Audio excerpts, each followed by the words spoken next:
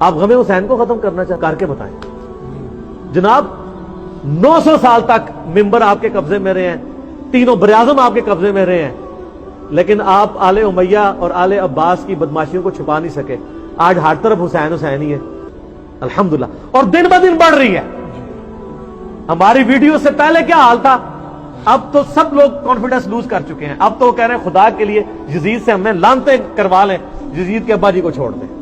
اب ہاتھ پاؤں پکڑنے پہ آ گئے ہیں. اب یزید تو ڈسکس ہونا ہی بند ہو گیا, کیونکہ ہم نے بتایا کہ اصل بندہ کون ہے, اصل مسئلہ کیا ہے, ٹوٹی کمند کہاں. تو غم حسین باقی ہے. مسند احمد میں حدیث ہے, غم حسین حضور نے زندگی میں بھی کیا ہے. علی بن ابی طالب کہتے ہیں میں حضور کے پاس حاضر ہوا, آپ نے حسین ابن علی کو گود میں اٹھایا, زاروں قطار رو رہے ہیں. میں نے کہا یا رسول اللہ میرے ماں باپ آپ پہ قربان, یہ آپ کی حالت کس نے کی ہے. اور یہ حدیث سٹارٹ کہاں سے ہوتی ہے, مولا علی جو ہیں وہ جنگ نہروان کے لیے جا رہے ہوتے ہیں, نینوا نامی جگہ پہ. صحیح حدیث ہے مسند احمد کی.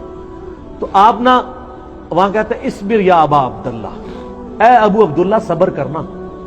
تو ساتھی پوچھتا ہے کہ حضرت علی آپ کس سے باتیں کر رہے ہیں. تو حضرت علی حضرت حسین سے باتیں کر رہے ہوتے ہیں, حالانکہ حسین ساتھ نہیں تھے, لیکن ایک نعرے کے طور پہ کہ میرے بچے صبر کرنا.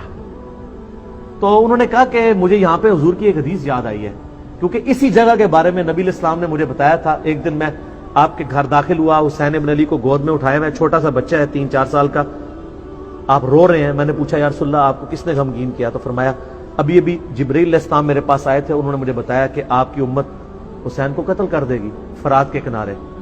اور میری خواہش پہ جبرائیل نے یوں ہاتھ مار کے مجھے کربلا کی سرخ مٹی بھی دکھائی, جس کی وجہ سے میں غمزدہ ہو گیا اور میرے آنسو نکلے.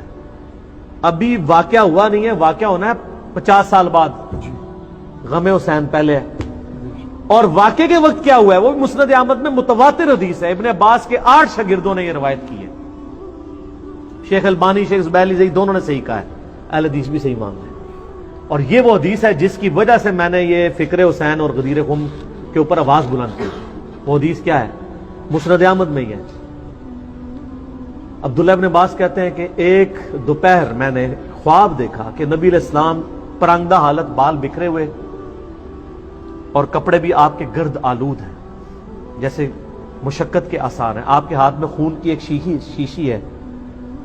تو میں نے کہا یا رسول اللہ میرے ماں باپ آپ پہ قربان, آپ کی کیا حالت ہے. تو آپ نے فرمایا کہ میں صبح سے حسین اور اس کے ساتھیوں کا خون جمع کر رہا ہوں. یہ ایک تمثیل آپ علیہ السلام کو دکھائی گئی, یہ نہیں تھا کہ آپ وہاں فزیکلی موجود تھے, ایک تمثیلاً دکھایا.